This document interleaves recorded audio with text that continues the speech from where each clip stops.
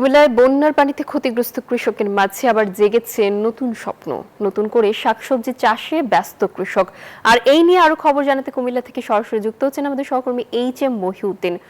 মহিউদ্দিন, আমাদেরকে জানাবেন চাষিরা আসলে কি ধরনের শাকসবজি চাষ করে তাদের সময় পার করছেন। ধন্যবাদ নাফিজা। আপনি যেমনটি বলছিলেন যে দীর্ঘদিন কুমিল্লায় টানা বৃষ্টির কারণে যে বন্যা সৃষ্টি হয়েছে, সে বন্যার কুমিল্লার বিভিন্ন উপজেলার মধ্যে যে চাষাবাদ করছেন কৃষকরা, তাদের যে কৃষি ফসল সেটা পানির নিচে তলিয়ে গিয়েছে।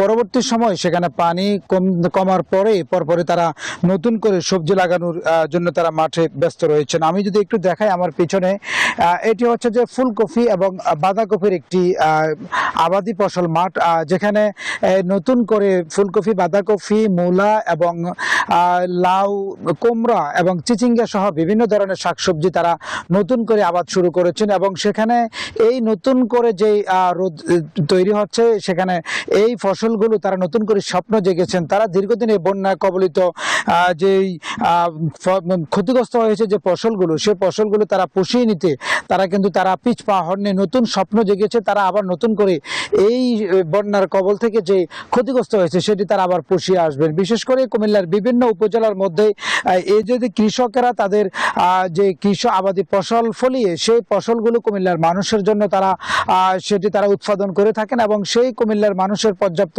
চাহিদা মিটিয়ে তারা সেটিকে কুমিল্লা সহ বিভিন্ন জেলা এবং ঢাকা, চট্টগ্রাম সহ বিভিন্ন জায়গাতে রপ্তানি করে থাকেন।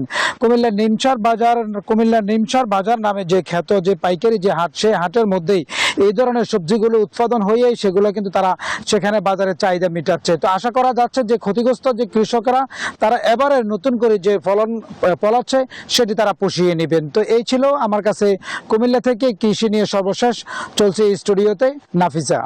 মহিউদ্দিন, ধন্যবাদ আপনাকে আমাদের সঙ্গে যুক্ত হবার জন্য।